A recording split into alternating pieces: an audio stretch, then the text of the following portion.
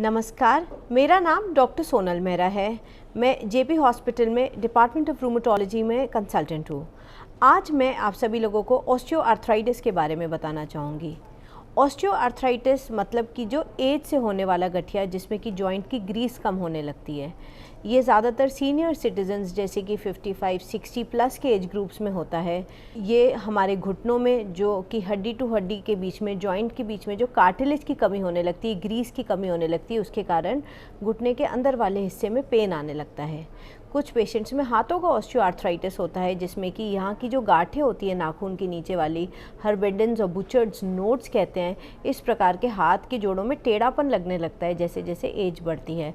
तो ये हाथों का ऑस्टियोआर्थराइटिस होता है। फुट जॉइंट्स में, टो में भी जॉइंट की एज के साथ ग्रीस कम होने के कारण पेशेंट्स को जॉइंट पेन होने लगते हैं। ये रूमेटॉइड आर्थराइटिस से विपरीत है। इसमें सुबह उठ के जकड़न नहीं होती, अर्ली मॉर्निंग स्टिफनेस नहीं होती। पेन ज़्यादातर बहुत देर बैठने के बाद जब हम उठते हैं तब होता है, बहुत ज़्यादा चलते हैं तब होता है, जिसे कि मैकेनिकल पेन कहते हैं। रेस्ट पे इन पेशेंट्स को कोई दिक्कत नहीं होती, ज़्यादा एक्सर्शन लेने पे ही पेन होने लगता है।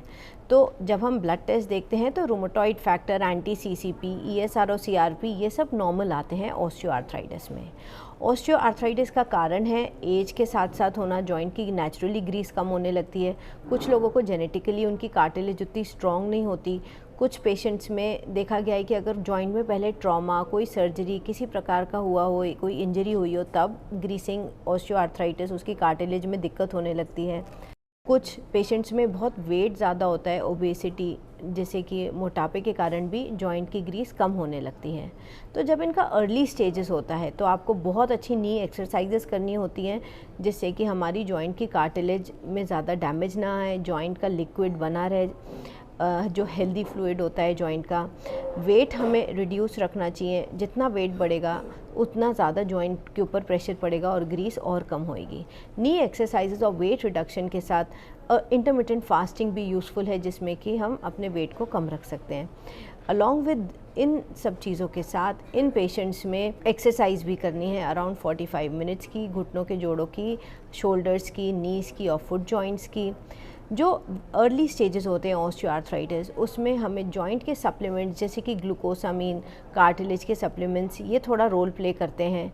जो एंटी इन्फ्लेमेटरी मेडिकेशंस होती हैं जैसे कि पैरासीटामोल, क्रोसिन, अगर बहुत ज़्यादा पेन है तो ली जा सकती हैं। पेन किलर्स बहुत इमरजेंसी में ही अगर 3 to 5 डेज़ के लिए ली जा सकती है तभी सेफ़ है।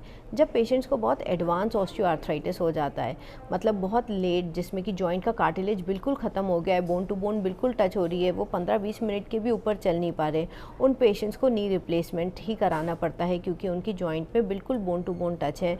उस जॉइंट को हम घुटने में जो ग्रीस की गोलियाँ होती हैं या इवन जो ग्रीस का इंजेक्शन होता है, हाइल्यूरोनिक एसिड कहते हैं, ऑयल जैसा होता है, वो ग्रीसिंग इंजेक्शन जॉइंट के लिए अर्ली स्टेजेस में थोड़ा हेल्पफुल होता है, वो भी 3 से 6 महीने के लिए ही।